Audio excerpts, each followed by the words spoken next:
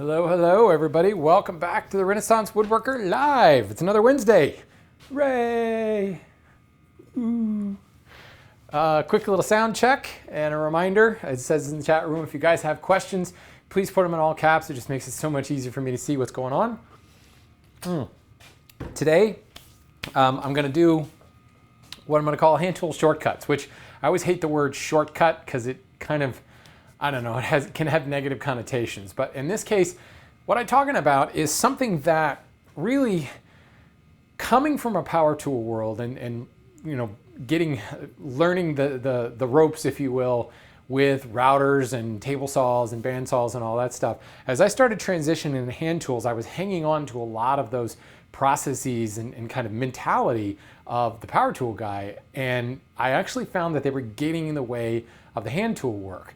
And suddenly I started, for lack of a better term, kind of cutting corners, leaving out steps because I realized it wasn't important because I wasn't running it across a joiner or through a planer or up against a table saw fence. Little things, especially in milling, that I realized didn't need to happen anymore. And I could take a shortcut and just skip that step altogether. And the more and more I eliminated power tools from my operating rhythm, the more I realized how it was that our forefathers worked so quickly and produced such an enormous amount of furniture in such a little amount of time. Because I don't want to say they didn't sweat the small stuff, they didn't have the same processes we look at. I mean, you can, as a woodworker, you can look at a project today and think of a couple of different ways to do it. And there's a bunch of different tools that we can use to do it. Or you can Google it and find 900 ways to do it and be told that you're wrong in every single one of those ways. You gotta love the internet for that. So we have this kind of blessing, if you will, of hindsight being 2020 and seeing all these different ways to do things. Could I put more cliches in that last sentence? That was pretty bad. But what I discovered was hanging on to my power tool methodologies was actually slowing me down. So I'm gonna look at a few of kind of my favorite shortcuts, if you will, that it's taken me multiple years. I've been exclusively hand tools for more than 10 years now. And some of them I'm still coming up with, just from like in a recent project, I came up with a few things. It's like, oh, I don't need to do this anymore. So I've got a kind of a wide piece of relatively thin teak here. And I'm gonna walk through a couple of steps and just show some of the shortcuts. And then I've got a couple of boards that I'm going to play around with to demonstrate more. I'm going to try to hit maybe 4 or 5 of them. There are a lot more little things, and I'm sure anybody who wants to chime in the chat room, or if you're watching this sometime in the distant future, feel free to chime in the comments. If we come up with enough, there may be a reason to revisit this in Shortcuts version 2 later on. So again, as always, oops, let me make sure the chat room is actually up so I can see it. Maybe. There it is. And I will get started. Let me move this out of the way. Oop, let's not do that. What is the deal with my tight cam?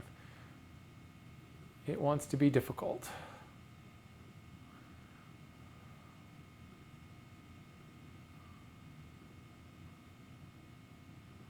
That was weird.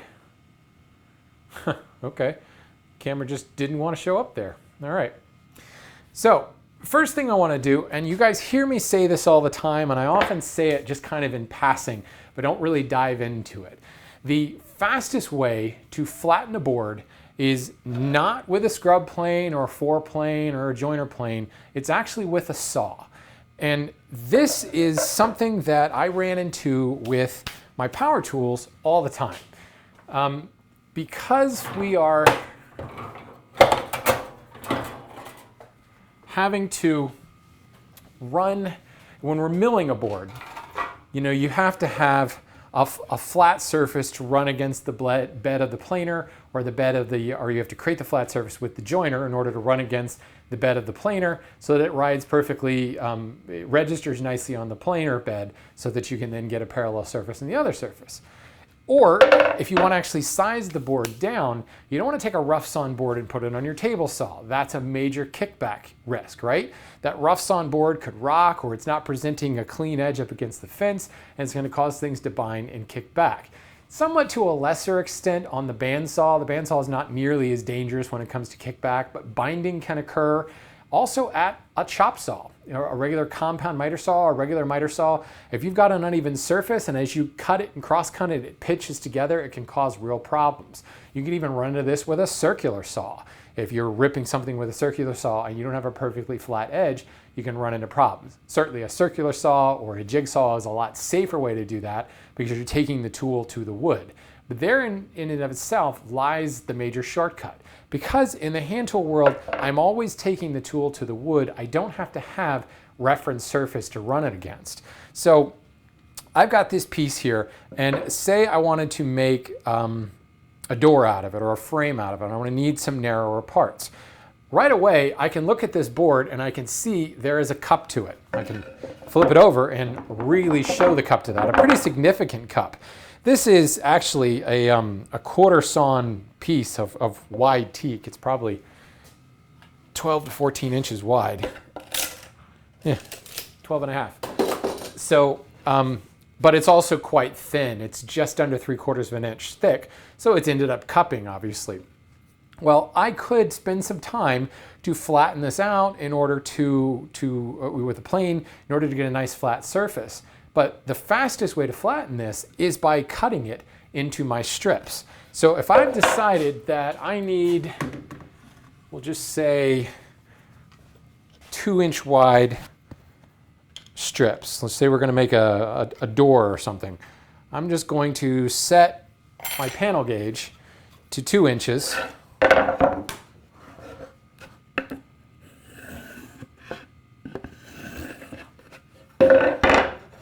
And I like to mark both faces here. And because this is kind of thin and just because I can get a better camera angle on it, I'll go ahead and saw it here at my workbench using a English upright sawing method.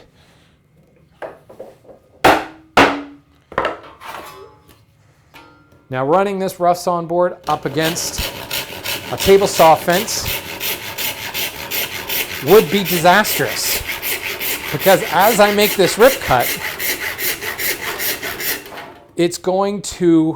that bow is going to flatten out. So I'm going to have a board that suddenly flattens and pinches right on the blade and would cause major kickback, probably destroy the piece, and hit you in the gut.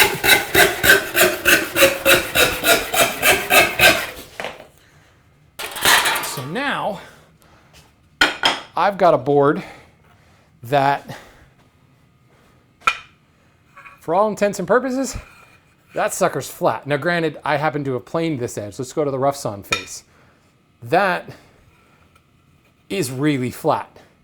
I mean, I don't have to worry about doing any flattening this face.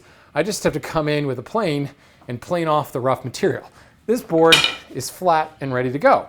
If there's a little bit of bow along the length, say that I wanted to have some shorter distance than this, or maybe I needed 2 parts. I mean, the easiest extreme would be cutting this board in half and now the bow is gone completely. The cup is gone by ripping it, but there's my first shortcut.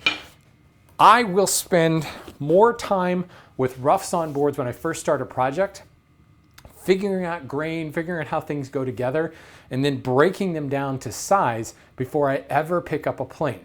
Now, sometimes I can't see the grain real well because whatever the species is, it's particularly rough sawn, or maybe it's weathered like the face of this teak. So I'll usually grab my scrub plane and just, scrub the surface just to remove some of the fuzz so I can get a better look at the grain pattern so I can start to piece things together if I need to glue panels and things like that.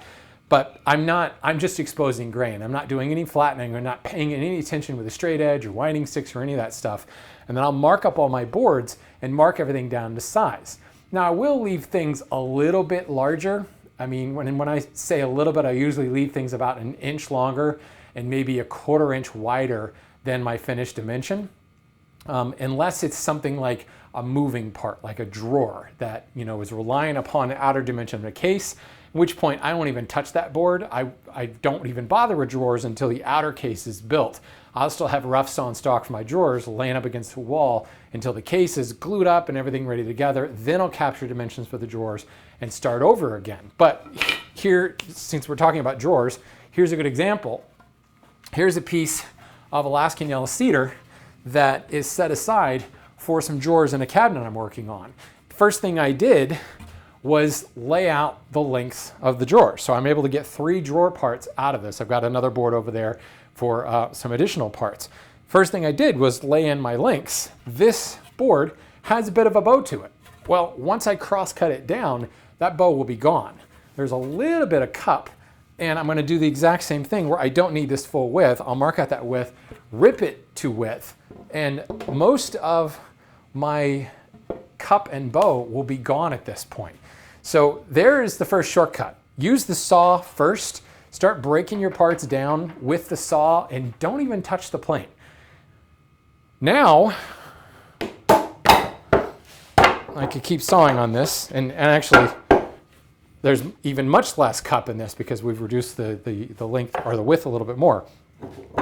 If I wanted to now plane this board, that process becomes super, super fast because, as I said, there's really no abnormality anymore. I've taken the cup and the bow out of this, so using a jack plane, I can quickly bring it down to its, perfectly flat face and surface. That looks about good. So look at that. 2 passes, and that wasn't, it's not a super heavy shaving. That's actually a little bit light for my jack plane. But because this board is already relatively flat, 2 passes and I have that face. I'm done. I'm done planing at this point. There's no reason to do any more planing. I can hold a straight up edge to this and I am pushing dust. There is no light whatsoever going through there. Now, I've got a little bit of a plane track there because of the way my plane is set up. If this were a finish ready surface, I could come over it with a smoothing plane and remove that planing track, but I'm not gonna do that until I'm done joinery and all that stuff. Sawing it first produces a surface that is pretty dang flat. Now again, because we're dealing with a relatively narrow board here, if this were 6 inches wide, I might have to do a little bit more work. On the other side, I get the same deal. No, except that I buggered that last pass. Now I've got a board that is perfectly flat, doesn't rock on the bench or move on the bench at all. I can now use these as a reference surface.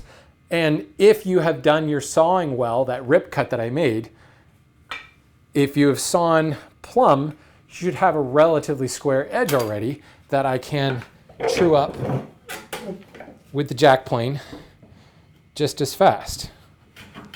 I've got a little high spot down here where that rip cut, right when I got to the end, it kind of split away and it left a little nub there. So just a couple of passes to remove that. I'll take a pass in the middle and I get nothing, which tells me that's already my low spot.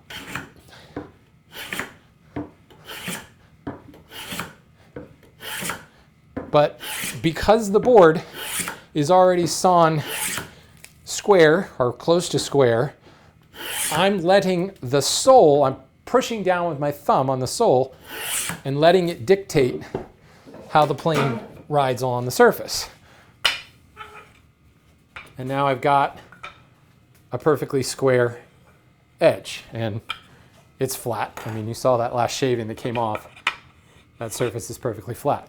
Now this board is S3S'd. We're assuming that these edges are parallel to one another. They're probably not quite parallel. I didn't run a marking gauge, but for purpose of this demonstration, I would run a marking gauge and then plane down to my line. But just to show you how quickly you can flatten those edges just by planing the thing out. So the shortcut there is do your milling with a saw. The milling that comes after the saw should be relatively minor. Now again, dependent upon the sizes you're looking for, if all you can do is saw it down to 12 inches wide, there's gonna be some additional sawing that can be done. But you could, and this is something that a lot of people have talked about to add stability to something, you could take a wide board, rip it down the middle, flatten each one of those narrower boards, and then join it back together. And that would remove a lot less material. I'm of the mindset that I wonder if that's actually worth it in the long run. There's some extra work required in ripping that apart and gluing it back together, jointing that edge, gluing it back together, getting the grain to match. Are you saving that much material? If you're really pressed for material and the board is already thin and you've only got like a 1/16 of an inch margin, that might save you from a board that's suddenly too thin. But for the most part, I find that on a wider board, if you are building regular furniture parts, or a lot of our furniture parts outside of like the outer case parts, they tend to be narrow. They tend to be 6 inches or narrower. And it's the outer case parts or the shelves and like a bookshelf or something like that that are a little bit wider. And in most cases, we end up having to glue together boards to get those wider boards. So if you're buying typical FAS grade stock, it's going to be about 6 inches wide. Maybe you get it about 8 inches wide. If you're really going for those wider 10, 12 inch wide boards, a lot of times you have to glue up 2 boards in order to get that panel. In which case you can do your flattening relatively easy on a narrower board just by sawing it close to size. And more often than not, what we really need to be doing is sawing it to length, cross-cutting it to length to eliminate the bow, because that's where a lot of the movement on the longer boards you're going to buy at the lumberyard come from. So first shortcut, I think I've hopefully beat that into your heads. Do your milling with a saw and you will save yourself a heck of a lot of planing there. Next is really my kind of favorite tip, and I talk about this one all the time, but it's simply don't worry too much about ingrain. If I was working in my power tool shop and I needed a board with a tenon on each end, what I would have done is, first of all, I would have milled it all perfectly square, at least on 4 sides, S4S, so that I've got a reference surface against the table saw bed, a reference edge against the table saw fence or the miter gauge fence. And then I would come in and I would cut one end square and use a marking gauge against the end grain to lay in the shoulder line for that tenon. I would cut it to exact length, including the tenon. So if I had a 1.5 inch tenon on each end, my board would be whatever the length is from shoulder to shoulder plus 3 inches, 1.5 plus 1.5, 3 inches. So I would cut it to that exact length using that miter gauge, and then I would come in off the end grain and mark those shoulders on both sides. I was doing that in the hand tool process and getting these boards that were sized exactly to length and then cutting my tenons from there. And it suddenly occurred to me, that's dumb. Because, well, I often get in trouble because what you've done is you've now sized your board exactly to length, and if there's some variation in the mortise parts, that can cause problems you end up with a board that's too short. So these days, I don't really ever touch the end grain. I will do as little milling as possible, frankly. I'll get a reference face and a reference edge, and I think I've got that already here. Reference face, an edge that's square, yeah, and this one's rough. So I'll go ahead and mark, this is a reference face, there's my reference edge. So I've got 2 edges, and if I'm making, say, a table apron, and I've got a tenon on both sides of this, what I would do is figure out what that leg to leg dimension would be. I've got a leg coming in here and a leg coming in here. What is this dimension? And I would lay that out using a marking knife. So we'll just, and this goes into the milling of my boards as well. So when I'm doing that rough cutting work, I'm figuring out what my dimensions will be. I know that the shoulder to shoulder dimension, let's say the shoulder to shoulder dimension, it needs to be 12 inches. And I know that I'm going to put probably 2-inch long tenons on each end. I would be 12 inches plus 4 is 16 inches. So I would saw my board to about 17 inches long. And then I come in here and I'm going to mark the shoulder. Well, this end grain is not a reference surface. This hasn't been squared up. Maybe it's somewhat square, but I haven't touched it at all. So what I would do is, knowing that I'm going to do a 2-inch tenon here, I would come in from the end grain 2+ inches. Usually just, let's do 2.5 inches, just to be certain that I've got enough material outside my knife line to make my 2-inch long tenon.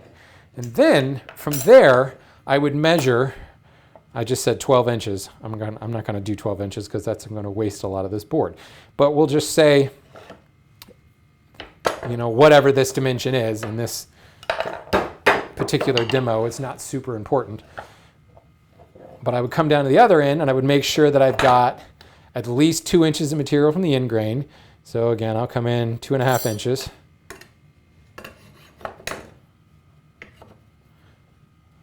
And I would mark the shoulder location there.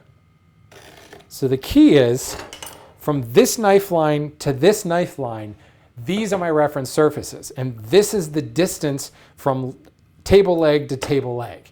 My apron length is measured by this shoulder to shoulder, not the ends of the board. So now I can actually come in and I can saw my tenon shoulders. I would run these lines all the way around the board. I can saw all my tenon shoulders, or if I were making a table apron, and this would be like the short apron, well, what do I know? I know that I'm gonna have 2 of these, right? Table, you gotta have 2 short aprons and 2 long aprons on this table. So I would grab my other piece, gang them together, line up that marking knife on this edge, run it all the way across the board, and do the same thing down on the other end. So now I've got 2 boards that might be totally different lengths, but the shoulder to shoulder dimension is exactly the same because I gang laid them out. And this will ensure that your table is going to end up square, first of all, at least in one dimension, because you've got your short aprons all lined up. So that's the next shortcut. Lay out shoulder to shoulder dimensions and then use that dimension to gang lay out all of your additional parts. Now, from a hand tool, power tool perspective, when you had your table saw set up, your miter gauge set up, and your stop block and everything in place, you would go ahead and you would probably batch out those parts. But all that requires that you've got that already perfectly milled board in order to do that. In this case, I'm doing as little milling as possible and I'm skipping that. And I found that this laying out off of a reference edge rather than off the end grain saves me so much trouble. I could actually do the same thing with dovetails, but in dovetails, I just find that it's easier to go ahead and shoot the end grain and line that up for transferring tails and tails to pins, etc.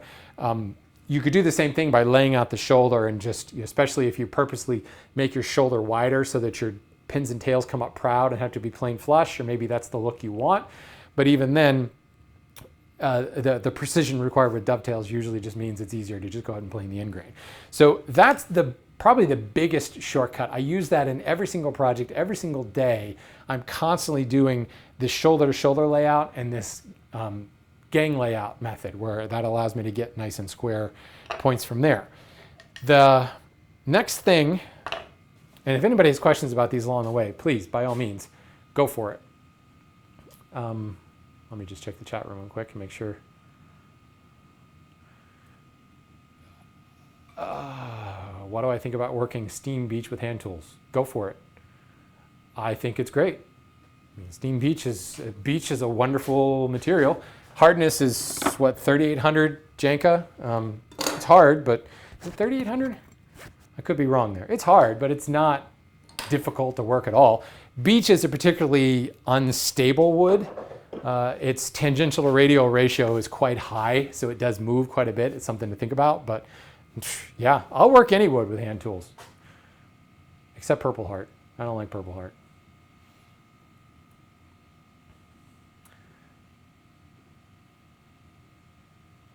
All right, I'm gonna go a little bit of a deviation here. I'm kind of going in this normal process as I'm building a project. Well, actually, no, let's stay on track. So if I were to cut tenons on this board, the next shortcut, if you will, is to not worry so much about the size of your joinery. Like, is it 1-inch tenon or a 1-inch thick tenon, 1/2-inch thick tenon. It's a tenon that is slave to whatever tooling you have.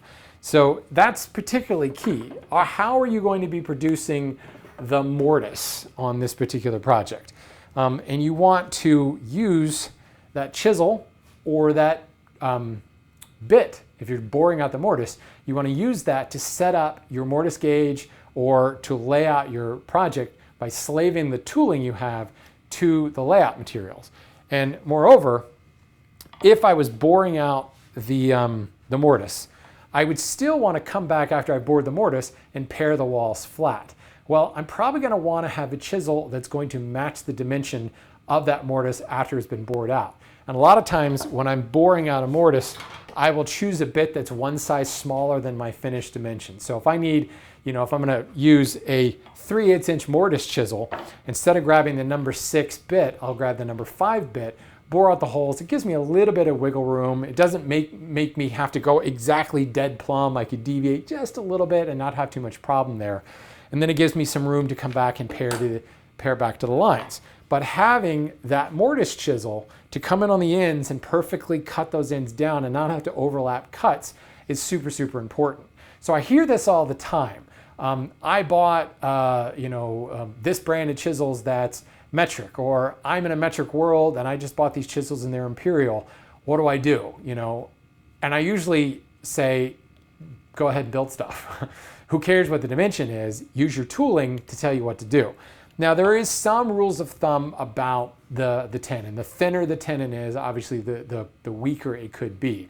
Most furniture tenons are going to be anywhere from 1/4 inch to 3/8 of an inch, somewhere in that range. If you are buying a mortise chisel or you're buying some bench chisels, you want your chisels to kind of fall into those ranges because that's probably most of the tenons you're going to be cutting.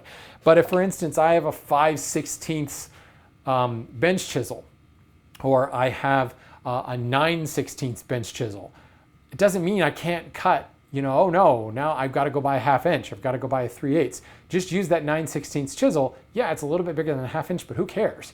You set out your mortise gauge off of the chisel. You literally drop the chisel in, and this has got an adjustment back on the handle here. I drop it in so that matches, and now this gauge is set to this chisel. And everything I lay out from here, I know I can clean it up with this chisel in one pass. Or if I was using a bench chisel, I can grab this, set the same thing, and go from there. And you want to make sure that that slaving of the tooling kind of carries throughout the entire process. Like I said, if you're boring it out with a bit, you need to make sure you have a bit that's going to be either match your chisel or be slightly smaller than the chisel. And I do mean slightly. You don't want to take, a bit that's 4 sizes too small. It will work, but there's just a lot extra work there. Maybe look at your other chisels. So if you're just starting out in this craft and you have nothing, you'll hear a lot of people say, don't buy sets of chisels, don't necessarily buy sets of bits, buy what you need. It's easier said than done because sometimes nowadays you can't buy anything but the set. Or if you go to the vintage market, you can buy one chisel at a time. Buy that one chisel and then buy a drill bit that closely matches that chisel. And you could do stuff all day long. All your tenons will be exactly the same size because you're slaving it to your chisel. Same thing would apply to a joinery plane. There's no reason to make, where's my plow? God, it's right in front of me. This plow plane from Veritas has a 1/4 inch blade in it. It pretty much always stays in there because I rarely ever change it. If I didn't have a 1/4 inch chisel, if I had a 5/16 chisel, I would try to match the plow plane blade to that chisel. You want to have that flexibility to go from tool to tool and not dramatically have to change sizes or play catch up on make something wider because you started it with a narrower chisel. A lot of times the work that we do is not just one tool. While I can create a groove with just my plow plane, and that's often what I do, there are times when the groove is further into the interior of a board and the fence of my plow plane won't reach that far. Well, what I can do is lay out that groove with and use a chisel that closely matches my plow plane blade. I can, with a hammer and a chisel, come in and rough out that groove with the chisel. Then I can take the fence off of the plow plane. Knowing that that blade is the same, I can drop it in what I've already started and use the plow plane to finish off the groove. Many, many times we're using multiple tools in order to create whatever feature, whatever joint or whatever we're making. The only problem is it's sometimes hard to get the plow plane blade back in on this Veritas model because the collet is so precise. So again, you want to make sure that you're paying very close attention to slaving those things together. It's a major, major shortcut, and it's something that I had to learn coming from the power tool world because I was so used to just being able to raise and lower my table saw blade or add a shim to my dado stack in order to change the sizing. It's pretty simple in that instance. Or you can move the fence over on the table saw if you're cutting a dado or something like that. Doesn't quite work the same. You could chop out a mortise that's wider than the chisel you have, but that ends up, you lose a lot of accuracy there. If you're having to chop one side down and then chop kind of adjacent to it, you will come up with problems. It just is so much harder. It's so much faster to chop out a mortise using one chisel that matches the width of that mortise and just going straight down the line. It's a heck of a lot faster going that way. So there would be, what is that, my third tip? So that brings me to, if you are in a situation like most of us where you have to create a wider panel, you have to glue up boards. So I know I've spoken about this on many projects before because we're basically all creating panels, but I remember gluing up panels when I was working with power tools. And I would have to go through the entire milling process in order to create a board that would reference off my table saw, and I would size it down on the table saw. And then I would run it over the jointer to make sure that I had that perfectly flat edge. Well, do I have a rough sawn board? For once, I have mostly surface stock in my shop. I usually have rough material. I've got rough material out in the shed, which I suppose I could go get, but no. All right. Yeah, I do. I've got a rough sawn board right there.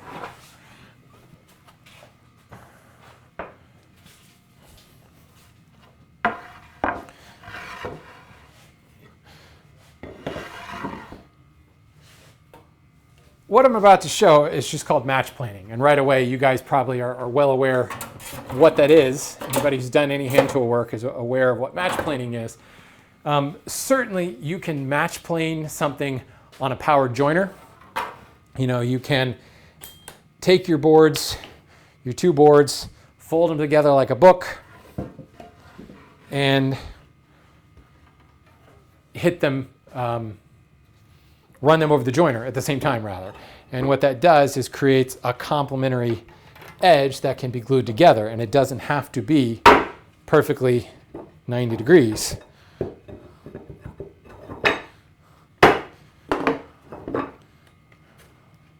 That doesn't want to grab. There we go.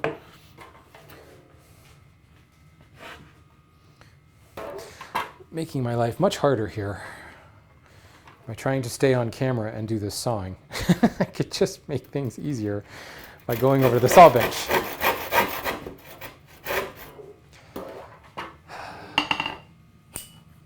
The things I do to stay on camera. There we go.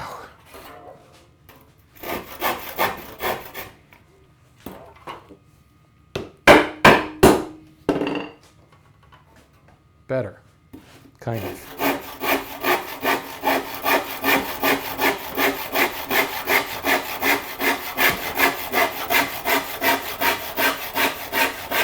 This is way too high to be doing this sawing. My body mechanics are all screwy.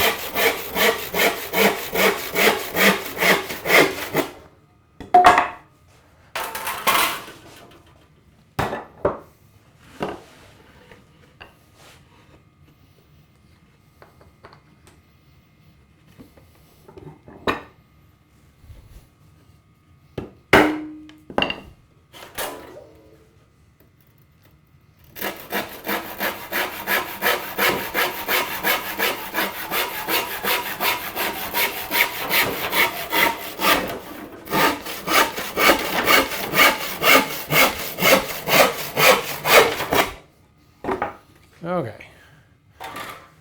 So, got a couple of rough sawn boards here. And to make a panel,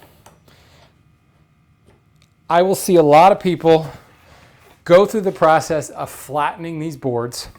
Then they will joint an edge or joint both edges, or they'll fold the boards together and plane them as a matched pair. The idea being that with them matched like this in a book, folded together like a book, as long as I create a single geometric plane here, it does not matter the angle of that plane. When I unfold them, those angles are complementary, and you end up with a joint that is flat. The board will be flat. I take that a step further, and I don't bother. I don't bother planing the boards or dealing with the face grain. I don't bother flattening them at all. Now, if you've got two boards that have a dramatic cup to them, you do want do a little bit of planing, because when you glue them together, you'll end up with like a McDonald's double arch look there, and you'll have to do some more planing. But the way I look at it is it's got to be really cupped, because what happens is if I flatten this board and I flatten this board and I match plane them, I joint them together, once it comes out of the clamps, the first thing I have to do is then plane the whole panel. Even if you've got a perfectly flush edge, you're going to end up following up and planing the whole panel. Invariably, you'll end up with a surface that's not quite as flat as you might think. Certainly, if you hit it with a smoothing plane, you realize it's really not that flat. So I'll end up planing the whole panel again anyway. So why bother planing each individual board if you're just going to plane it as one board?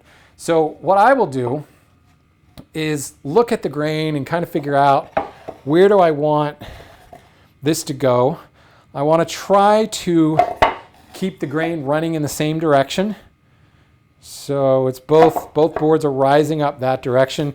Again, if you can't actually see the grain and how it looks, you might want to quickly hit it with a scrub plane just so that you can get a feel for it. This is a quarter sawn, very fine grain Alaskan yellow cedar. It looks pretty much the same everywhere, so as far as getting a grain match, it's really easy. But I have determined that now the grain is both running in the same direction, so I will mark a cabinet maker's triangle on there, and I will fold the boards together. But instead of trying real hard to get these two edges flush, or flush-ish if you're dealing with rough sawn edges, I'm actually going to purposely offset them. Not a lot, but if you look, you can see that edge is raised. There's maybe a 1/16 of an inch in between them. I'm going to offset that on purpose when I do my match planing. And for those fancy people out there that have crisscross mechanisms on their leg vices, you're laughing at me now because I just had to move the peg. I just stooped down and moved that peg. It's so hard. Okay, so now I've got this edge that is offset. One of the problems that I find a lot of people have when they match plane is they'll be planing along and they get that nice single geometric plane, they unfold the boards and they discover, you know what? It actually doesn't come together cleanly. 9 times out of 10, people end up with a low edge, a low spot at the ends. Sometimes you can actually clamp that together and you're a little bit okay, but especially if you're working with a longer joiner plane, and those of you who have watched me long enough know that I'm not a real big fan of the joiner plane. Longer planes really exacerbate if you have poor planing technique. And a lot of people, when they get started in hand planes, they get a joiner plane first because they think they've got to have a joiner plane and they struggle with it. Those bigger planes are really difficult to handle.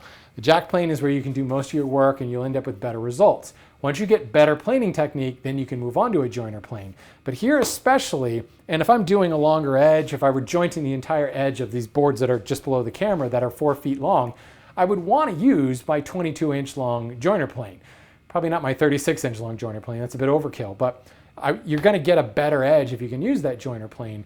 But because of that, you can't really verify, do I have a perfectly flat edge? The longer the board is, unless you've got super long straight edges, it's difficult to tell. So you pull the board out of the clamps, you lay it down, you put some clamps on it, you realize it's not coming together the way I want it.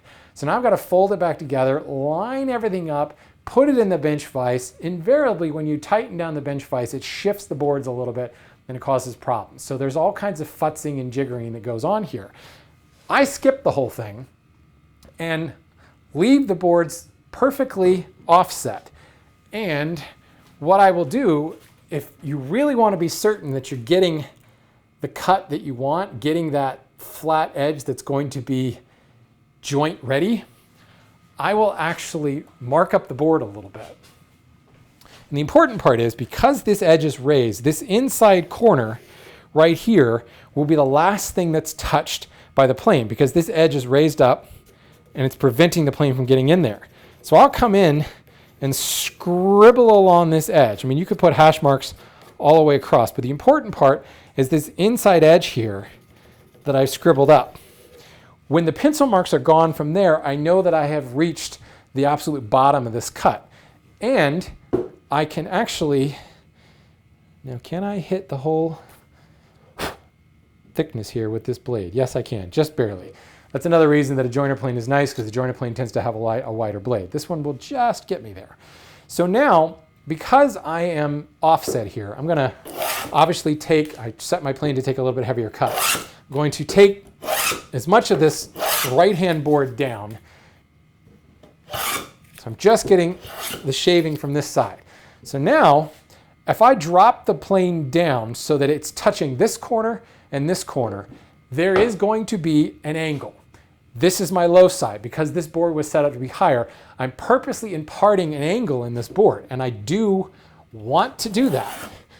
So as I pull out that shaving, or make that shaving, I get two shavings out of there. I hit this edge and this edge. Two shavings again. Two shavings again. And those two shavings will stay that way. You'll notice this one on the left is starting to get a little bit wider, but I'm still getting two shavings. If you look at my board, you can see there's still my pencil line right in the middle. Now the shavings are getting very close in width. Again, if you hadn't noticed, this is why I recommend clearing the plane mouth after every pass.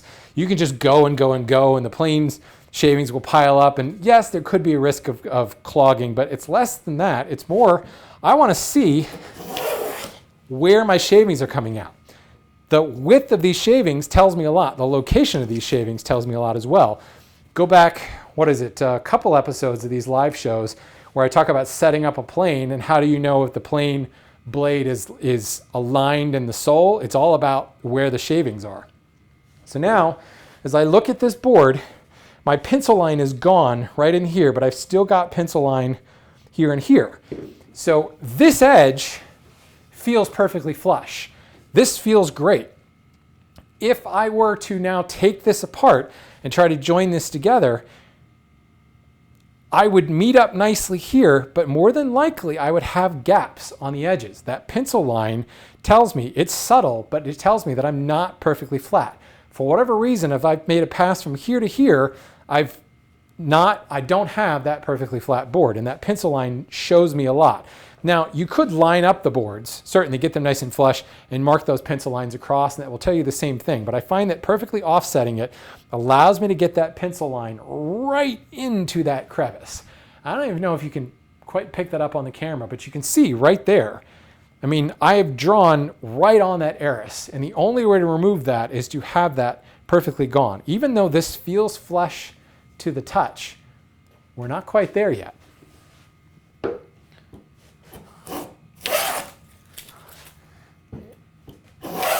And now of course, I should be clear, you're always going to get two shavings, right? Because we have two boards. But now the shavings that came out are of the same width. And the board is the same thickness because it used to be one board before I cross-cut it. So now, as I look at this board, the pencil lines are all gone.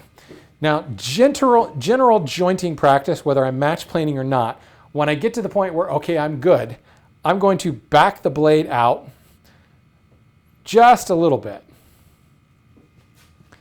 By decreasing the depth of cut, I'm increasing the tolerance, the flatness tolerance. So now my shavings are probably about half the thickness of what they were before. But now this blade is tucked further up into the plane sole, so I'm demanding a flatter surface over the length of this plane sole. And it's just an extra little measure that you can use to just really kind of ratchet up the flatness here. Now here is where the shortcut comes into play. Certainly that pencil line tells me that I'm perfectly flat, but the offset of the two boards has now created a noticeable angle.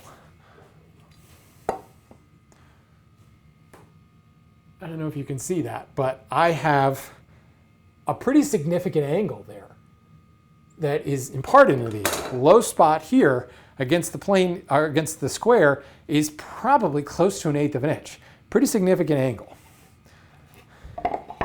But now these boards come together perfectly.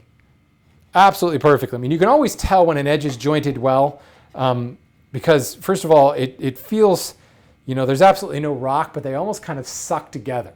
You're creating like a vacuum surface. The same feeling you get if you rub a flat plane blade against a water stone that's also flat, and it actually suctions down to the surface. You feel that. And as I try to rub these boards together, there's almost a bit of suction created. That's the level of flatness we're going for. And this is now a board that is perfectly ready to be glued. The key is, and let me change camera angles real quick. The key with that offset is I've created, you can better see that angle, that bevel that I've created there. This is subtle, but I've actually created a larger glue surface, right?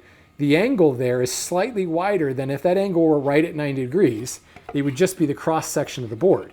But now I've created a little bit larger glue surface, and it actually holds better in the clamps. Now, if I make this angle too extreme, it may want to kind of ride up over the other. But rather than these being perfectly flat, when I apply pressure, it adds just a little bit more grip.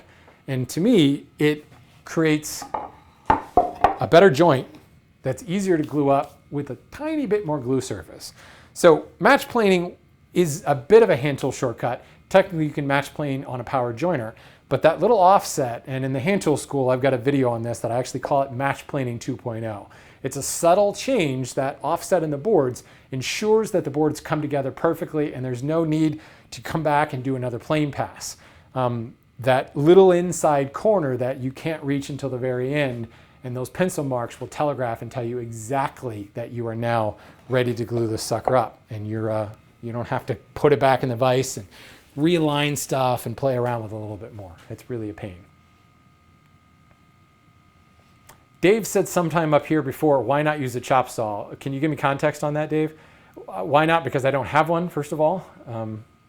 Yeah, if you want to tell me why not use a chop saw. You're just talking about why I was using my handsaw before? Because I don't have a chop saw, and I would be willing to bet that I can saw a board to length and get my parts to length faster with my hand saws than you could with your chop saw. And it's not a matter of, ooh, look how fast I am at sawing. It's just simply the matter of, by the time it takes me to walk over to my chop saw, plug it in, turn on the dust collection, all that fun stuff, I'm done with a handsaw cut over here. Certainly you're gonna win if you've got 100 cuts to make or 5 cuts to make.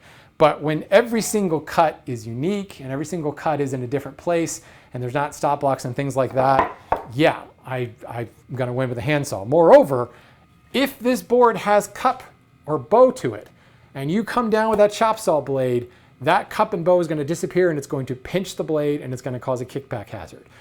Now it's gotta be significant, and I don't wanna make people afraid of chop saws. You're not gonna get kickback with a handsaw. So I can use a rough sawn board all day long in a handsaw and have no worry about kickback or pinching the blade or possibly picking the piece up and throwing it across the room. It's just not gonna happen. So yeah, there's another reason why I don't wanna use a chop saw. But the biggest reason, I don't have a chop saw. You do? Great, use it. To each his own.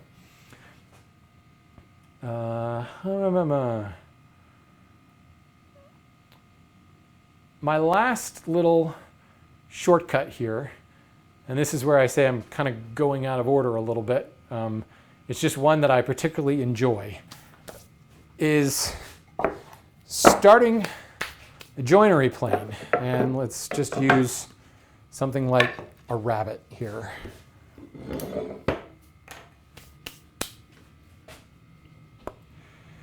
Let's use this one.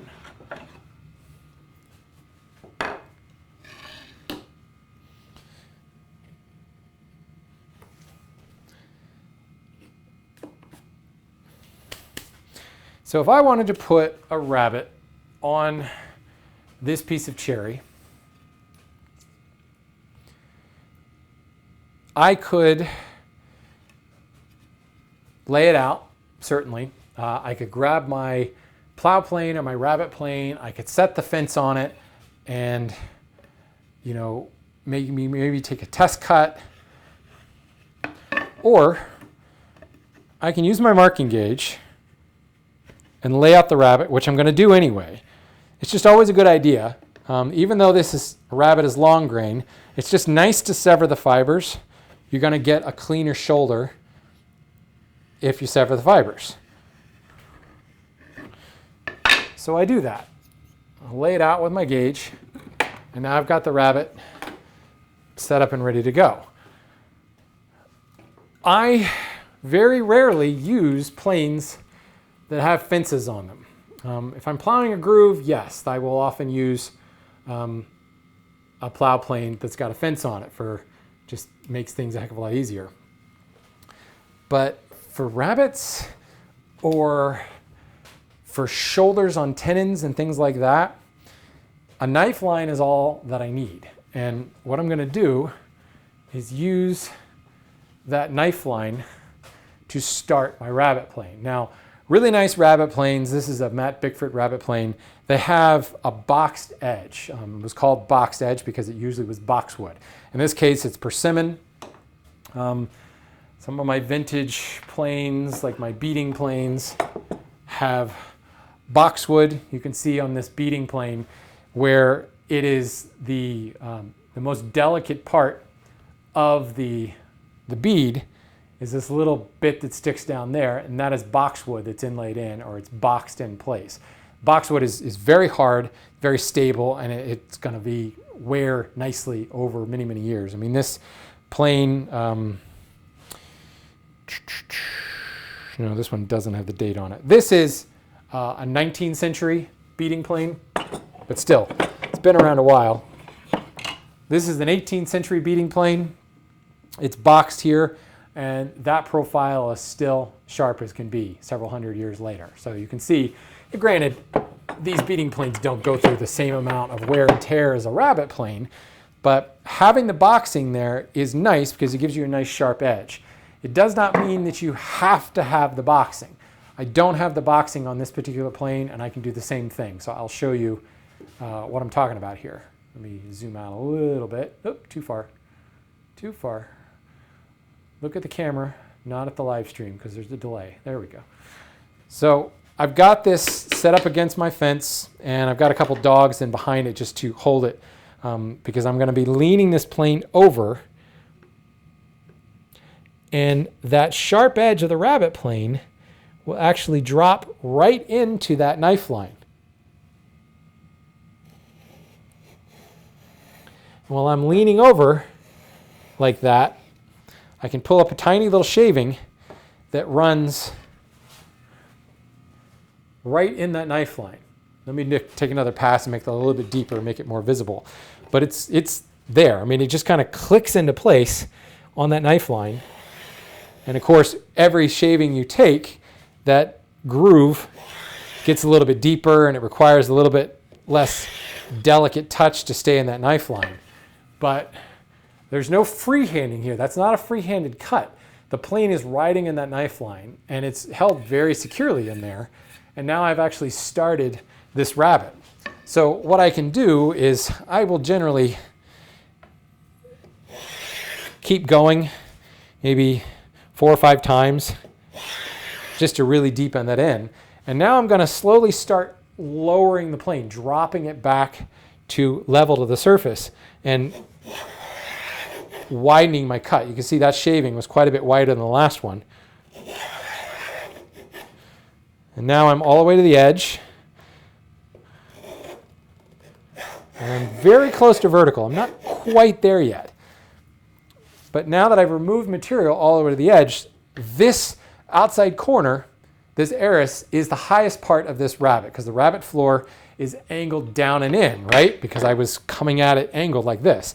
But now that I've hit the entire edge, this outside edge is still lower than this surface here. So now I can run it straight up against the shoulder. I can move the plane level just by putting my thumb on top and my fingers underneath. I can kind of channel your inner square, if you will.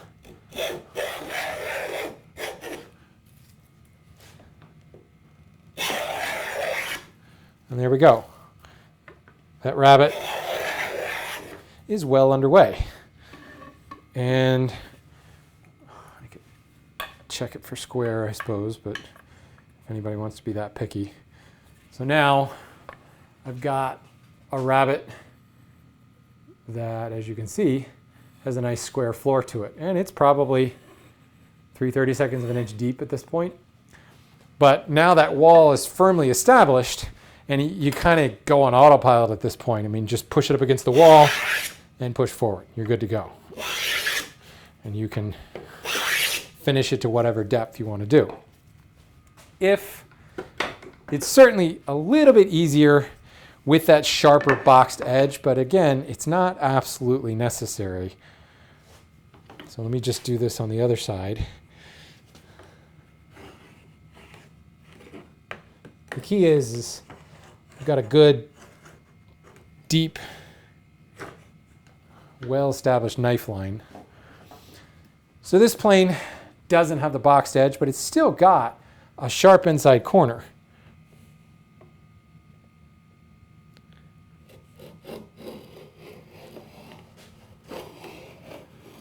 And it rides right on that knife line.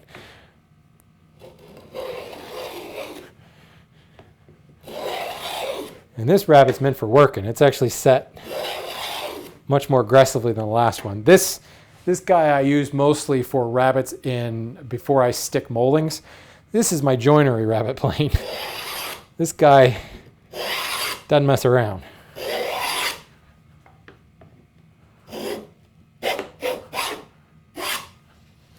So now I've got a rabbet on the other face that's started just on the same knife line. So again, the boxing is nice. It's a little bit more secure feeling because this edge is a sharper edge than this plane. But I mean, this plane, I don't know how old this thing is. It's old.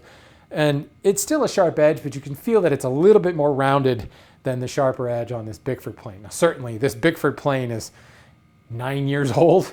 This one's 150, probably 180 years old. Certainly, there's going to be some rounding, but as I showed with some of my other vintage box planes, this edge stays a little bit sharper, but it's absolutely not necessary. You could actually do this cut freehand if you wanted, just by using your fingers kind of as a fence, and you could stay maybe away from the knife line, and then you can lay the plane on its side, and if necessary, come in and plane up to the knife line. Maybe in certain areas, maybe I'm away from the knife line down here, you can plane just that area and kind of refine it back to your knife line. But ultimately, I will do the same thing. I've got my tenon shoulders laid out from earlier. I can come up here, drop this plane in that tenon shoulder. I didn't make these very deep, did I? It'll work.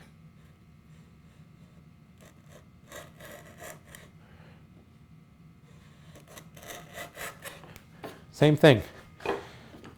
So using the plane leaned over in the knife line, I've now started the tenon shoulder, or if you want to call that a first class saw cut, now you can come back and saw that because you've got that little, whatever, choose your favorite YouTube pundit, knife wall, first class saw cut, whatever, is now laid in place using the plane. It's very, very effective. Great little shortcut that doesn't mean you have to use a plane or a fence or anything like that.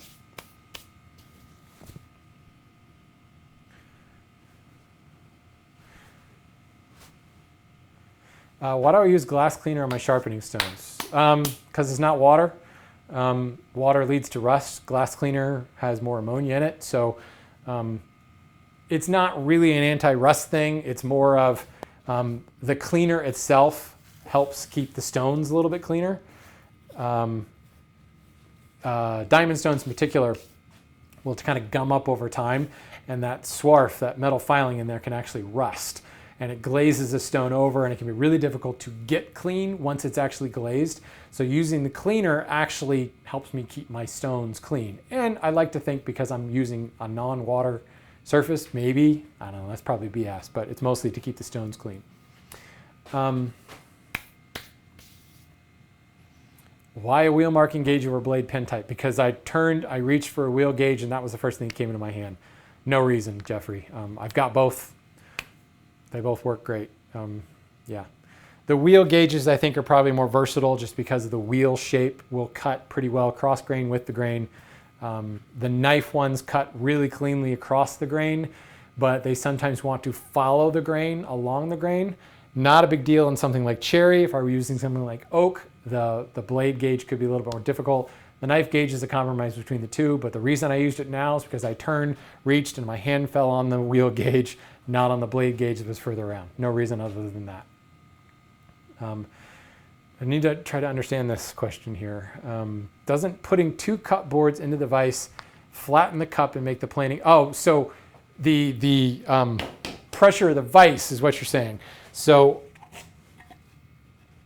by putting 2 cup boards together, the pressure exerted on the vise could flatten that cup out.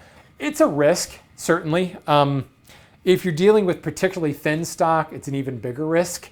I'm not leaning into this thing. I mean, that's one thing. If you have to really crank down on a vise in order to hold boards, you need to reevaluate your vise. Something's wrong with the vise. If I didn't adjust the parallel guide pen on the bottom and left it closer to the way it was, I would have had to really crank down on the vise in order to hold them, because the jaw would have been offset. When you put the parallel guide in, now the jaw comes together more in line. I've got leather on this face and leather on this face. It holds with just very little pressure. So I'm actually not flattening the boards out I'm not adding that much pressure to the boards. Technically, if I applied a lot of pressure and they flattened the boards out, this joint is still going to come together, but you might end up with more of a golden arches type shape. But again, I mean, there's got to be a significant amount of cup before I've found that it actually would change it so much that I would change my process. I'm going to end up flattening this panel anyway. So if I've got a little bit of a hump to it, in this case, if I did, I should say, flatten the boards out prematurely or artificially by under clamping pressure, this edge would still come together. But what might happen is it might create a little bit more of a bow shape. In which case, once it came out of the clamps, I'd flip it over and I would have to remove some high spot on either edge. It would just be scrub plane pass, or 4 plane pass on the edges. That cup is gone. But I think, I mean, you've got to really crank down. These are 5/4 boards, so there's less pressure there. If you're dealing with 1/2-inch boards, 1/4-inch boards, yeah, it's going to take less pressure to flatten those out, and that's something that you want to think about. But also, if you're dealing with 1/4-inch, 1/2-inch boards, they're probably already planed. It's rare that you're going to go to a mill, you're going to find rough sawn material that is a 1/2-inch thick. If you do find that it was an offcut of something else, and it's probably not material you want. So if you're already dealing with thin boards, they're going to be more prone to clamping flat. You probably already planed them, and in which case they shouldn't have a cup in them, and you should have planed out the cup. The shortcut I'm showing here is don't bother planing the 2 boards, match plane them, glue them together, then plane it as one board, because you're going to end up planing it together as one board anyway.